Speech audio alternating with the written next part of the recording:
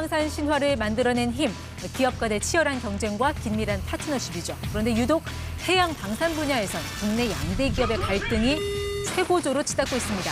HD 현대중공업과 한화오션 얘기입니다. 자, 두 기업의 이전 투구가 모처럼 활기를 띤 K방산의 암초가 될 수 있다는 우려도 나옵니다. 도대체 무슨 일이 벌어지고 있는지 자세히 들어보겠습니다. 이세환 샤르레 군사연구소 대표 나오셨습니다. 대표님 어서 오세요. 네, 안녕하세요.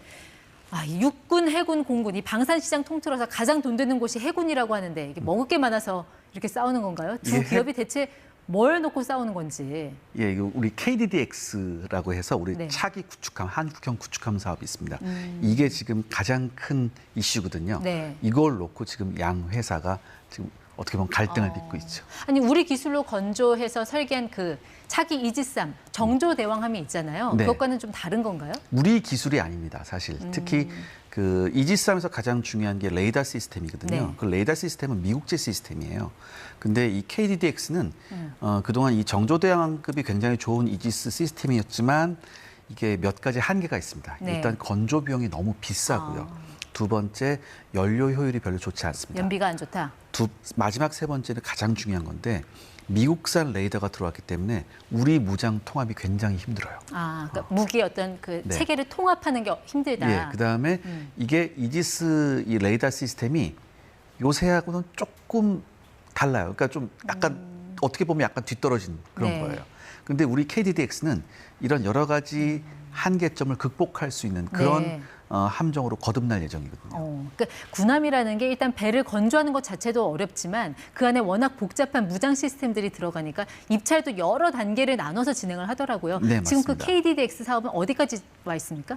원래 이제 그 함정 건조 사업은요, 이제 개념 설계, 기본 설계, 상세 설계 및 초도함 제작, 그 다음에 네. 이제 양산 들어가는 거거든요. 예. 이제 후속함으로. 어. 지금은 기본 설계까지 와온 그런 잠시만요. 상태죠. 개념 설계는 일단 한화오션이 입찰을 따낸 거고요. 네, 하나오션이 개념 설계에서는 한 20점이 넘는 점수차로 이겼죠. 기본 설계는 네. HD 현대중공업. 네. 자, 근데 보통 기본 설계를 맡은 업체가 상세 설계까지 진행하는 게 지금까지의 그냥 관행처럼 굳어져온 거 아니었나요? 여기서 왜 진행이 안 되는 말 못할 사정이 있는 겁니까? 업계 관행이었고 이제 그 조약 그 어떤 그 규정. 문구도 규정도 네. 있는데 문제는 여기서 이제 보안 사고가 터졌습니다. 보안 사고, 네. 정보 유출 사고 같은 건가요? 네, 그렇죠. 그러니까 이 HD 현대중공업이 이제 불법적으로 예. 어떤 여러 가지 해군 기밀들을 이제 취득하는 과정이 있었습니다. 이게 이제 적발이 된 거죠. 네. 그러니까 반복적으로 군사 기밀을 탈취하고 수주를 노린 거라면 당연히 해당 업체 페널티가 가해져야 될 텐데 왜 네. 아직까지도 HD 현대중공업은 이 방산업체 후보에 올라와 있는 거예요? 원래 이게 이 취직했다는 것을 인지한 그 순간부터 페널티가 적용이 돼야 되는데 예. 중간에 당시 방사청장 왕종홍 방사청장이 규정을 바꿨어요. 그 법원 판결이 나온 이후에 페널티를 적용하도록. 나왔잖아요, 법원 판결. 근데 법원 판결이 좀 나오는데 좀 시간이 오래 걸렸어요. 아. 그리고 그 사이에 기본 설계가 지나가 버렸죠. 그래서 현대중공업이 거기선 점수를 일치한 거 땄군요. 0.556점 차로 뒤집고, 그러니까 그러니까 개념 설계를 뒤집고 네. HD 현대중공업이 기본 설계를 따냅니다.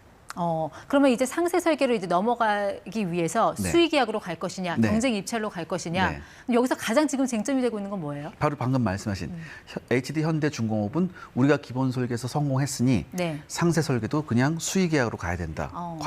이때까지의 규정대로 예. 관행대로 가야 네. 된다. 그거였고 하나오션 측에서는 아니다. 이런 그 페널티가 있었고 네. 어떤 문제가 보안 사고가 났으니 이제는 경쟁 입찰로 가야 된다. 이렇게 하는 입장이죠. 네, 그래서 최근에 행정 지도가 명령이 내려졌다면서요. 그건 어떻게 된 거예요? 원래 이게 페널티가 투 트랙이에요. 하나는 이렇게 감점 주는 트랙이 있고 네. 또 하나는 행정 지도가 내려가요. 근데 행정 지도도 이제 3단계입니다. 네. 이제 완전히 경쟁 입찰을 못하게 하는 거. 그다음에 두 번째는 해당 사업에서 완전히 배제시키는 거. 예. 마지막 세 번째는 경고하는 게 있죠. 근데 경고로 끝났습니다. 그러니까 너 조심해 이 정도의 네. 그냥 구두 경고로 끝났다라는 건데 네, 근데 사실 군사 기밀 유출이라는 건 사안이 굉장히 민감하고 심각한 거잖아요. 네. 왜 입찰 제한이라든지 충분히 그런 조치가 나올 수도 있었을 것 같은데 왜 이렇게 경미하게 끝났을까요? 대부분 그렇게 예상을 했었죠. 예상을 했는데 이런 조치를 내리기 위해선 방사청이 네. 이걸 수사를 울산지검에서 했거든요. 예. 울산지검한테 수사 자료를 보여달라고 했었어요. 근데 HD 현대중공업이 그 자료 열람 금지 가처분 신청을 했었죠. 그래서 그게 받아들여져서 방사청이 그 수사 자료를 볼 수 없었습니다. 네. 그렇기 때문에 방사청 입장에서는 어쩔 수 없이 가장 낮은 단계의 구두 경로를 할 수밖에 없었죠. 네. 그러면 하나오션은 가만히 있어요? 반발하지 않습니까? 하나오션 가만히 안 있죠, 당연히. 네. 그래서 하나오션이 지난 6월 25일에 경찰에 고발장을 접수했습니다. 그래서 경찰이 울산지검을 압수수색했었죠. 그럼 압수수색했으면 울산지검이 수사한 그 자료들도 갖고 왔겠네요. 넘어갔고 지금 그걸 네. 분석하고 있습니다. 그러면은 언제쯤 결정됩니까? 이 경쟁 입찰로 갈 건지 수의 계약으로 할 건지. 이 경쟁 입찰이냐 수의 계약이냐 이걸 결정하는 건 일단은 방사청과 산업자원부가 같이 해야 되는데요. 네. 이게 워낙 민감한 사안이다 보니까 이게 조금 시간이 좀 걸리는 것 같아요. 예. 근데 어떻게 되든 이게 빨리 결정이 나와야지 우리 한국형 구축함이 나와서 우리 전력에 큰 보탬이 되거든요. 네. 어떻게 되든 결정이 좀 빨리 내려져야 될 것 같습니다. 애초에 7월 18일 그때 결정하기로 하지 않았어요? 네, 그런 얘기도 있었어요. 안 하는 겁니까? 못 하는 겁니까? 그러니까 지난 2월도 그런 게 있었고 네. 지난 2월에도 한번 방추위가 열려서 결정을 하자고 했는데 아직 자료가 미비하다고 해서 한번 넘겼거든요. 근데 이게 제가 생각하기엔 잘못하면 까딱 잘못하면 올 연말까지도 갈 수 있을 것 같아요. 근데 그렇게 고부가 같이 창출하는 네. 무기 체계가 이렇게 늦어진다라는 건 결국 뭐 국력 낭비, 세금 낭비잖아요. 그렇죠. 예. 네. 또 어렵게 쌓아올린 우리 K방산 이미지에도 좀 타격을 주지 않을까요? 이런 문제? 맞습니다. 이거 네. 제가 가장 우려하는 게 바로 그건데요. 어렵게 쌓아왔잖아요. K방산 이미지. 굉장히 좋은데 자칫 이런 기업 윤리 문제가 악 영향을 미칠 수도 있습니다. 네. 얼마 전에 일본에서 조선소 비리가 한번 터졌었죠. 예. 근데 지금 이 조선소 비리가 일본 해상자위대 그다음에 각종 업체로 지금 일파만파 퍼지고 있거든요. 이것 때문에 지금 일본이 우리하고 캐나다에서 잠수함 경쟁하고 있고요. 그다음에 네. 호주에서는 우리나라 구축함, 호위함 파는 거 경쟁하고 있거든요.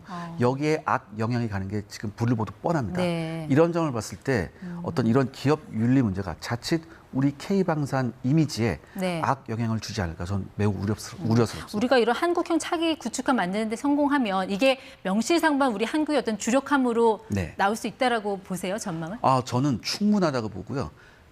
나중에 가서는 어떻게 보면 우리 한국형 구축함이 가장 세계 스탠다드가 될 수 있는 길을 갈 수 있지 않을까. 제가 약간 좀 차오르기는 하는데 네. 좀 벅찬 감정이 있긴 한데 예. 전 충분히 가능성이 있다고 봅니다. 일단 양산 계획은 6척인가요? 네. 네. 6척인데 뭐 여러 가지 얘기가 있어요. 근데 전 훨씬 더 많이 만들었으면 좋겠습니다. 네. 그럼 보통 이런 한 척당 건조 비용? 네. 그리고 이거를 수주했을 때 얻는 이익은 어느 정도가 됩니까? 기업에서 어마어마하죠. 받는 이게 네. 여러 회사가 일단 배만 만드는 게 아니라 거기 들어가는 레이더 시스템, 그다음에 무장 시스템 여러 가지가 있거든요. 예. 이런 게 들어간다고 보면 이건 부가가치 창출이 어마어마한 거죠. 그렇군요. 아무튼 지금 KF21과 함께 네. 가장 많은 돈을 창출할 수 있는 사업이 차기형 구축함 사업이라고 하는데 네. 조속히 해결이 돼서 네. 우리 영해의 좀 안전을 지킬 수 있기를 좀 희망해 볼 수밖에 없겠네요. 저도 마찬가지입니다. 네, 이세환 대표 함께했습니다. 고맙습니다. 감사합니다.